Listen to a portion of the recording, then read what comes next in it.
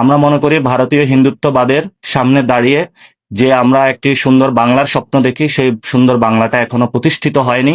সুন্দর বাংলা যদি আমরা প্রতিষ্ঠিত না করতে পারি, তাহলে বাংলাদেশ রাষ্ট্রের যে অস্তিত্ব সেটাও ব্যাহত হওয়ার একটি আয়োজন চলছে।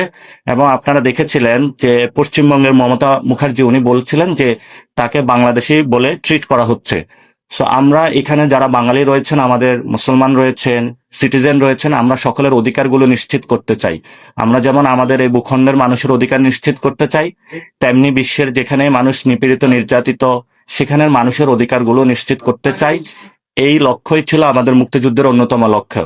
এবং আমরা সাথে সাথে স্বাধীনতার যে সংগ্রামী আমাদের যুদ্ধ ছিল, সেখানে যারা শহীদ হয়েছেন সেই শহীদদের যে সাম্য, মানবিক মর্যাদা এবং ন্যায় বিচারের যে প্রেরণা, সেটাও আমরা ধারণ করতে চাই।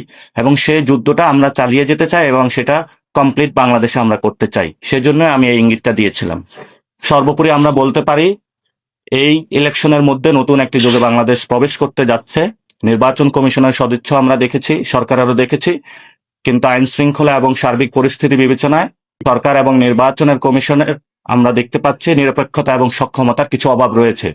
আশা করব সরকার সেই বিষয়গুলো কাটিয়ে উঠে বাংলাদেশকে একটি সুন্দর নির্বাচন উপহার দিবে।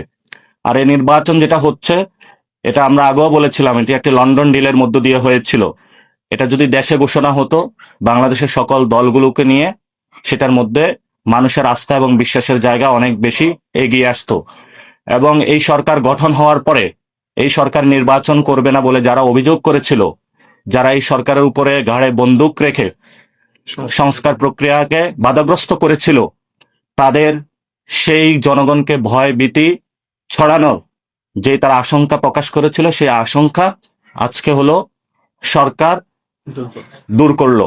আমরা আশা করি যে ভবিষ্যতেও যে রিফর্ম অ্যাসেম্বলি হবে, গণভোট হবে, সেই বিষয়ে সংস্কারের পক্ষে পুরো বাংলাদেশের জনগণের পক্ষে তারা দাঁড়াবে। এবং আমাদের যে গণভোট, এটা আগামী 100 বছরের জন্য, যেটা প্রধান উপদেষ্টা বলেছেন, এটি নতুন বাংলাদেশ আমরা সৃষ্টি করতে চাই।